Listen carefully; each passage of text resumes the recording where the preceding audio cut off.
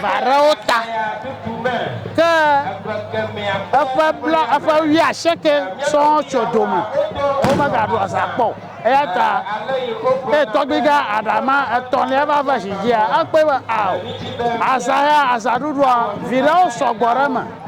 eye to asaduduma ya tante soma vio kata ata fofura kai eyata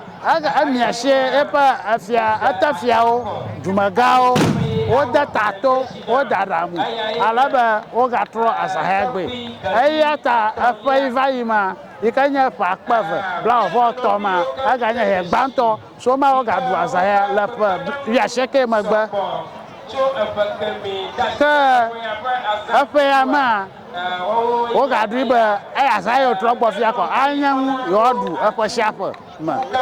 agleba alainya dodo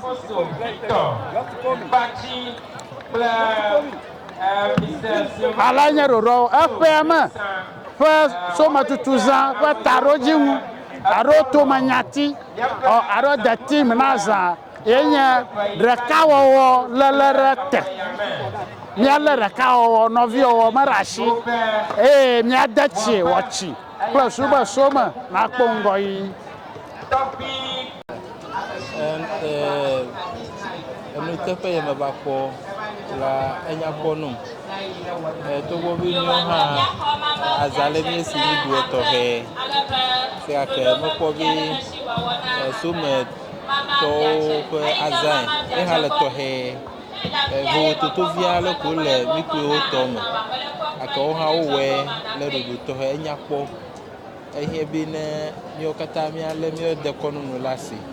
míawo dekɔnu nu va le bubum wohia be ne míalé le asi ne mílé míawo dekɔnu le asi gama kafi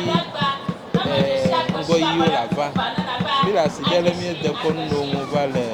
ame bubuwo tɔ tsɔm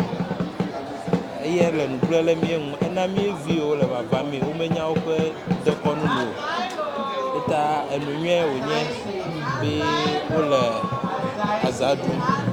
midi mawo dzɔgbɔnye na be ne woawɔe ne wòayi dzi awu kie míawo hã ne wòɖo míetɔ dzi mi le amia si wo hã woava enusɔsrɔ̃ ye wo be ame ɖeka wo ta gome kɔƒe yo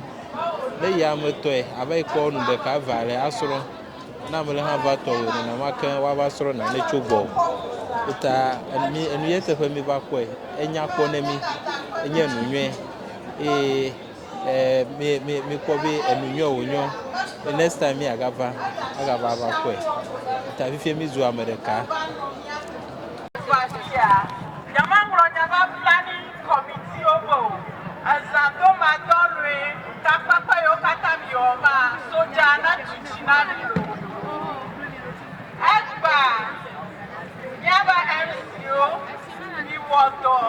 Ashila,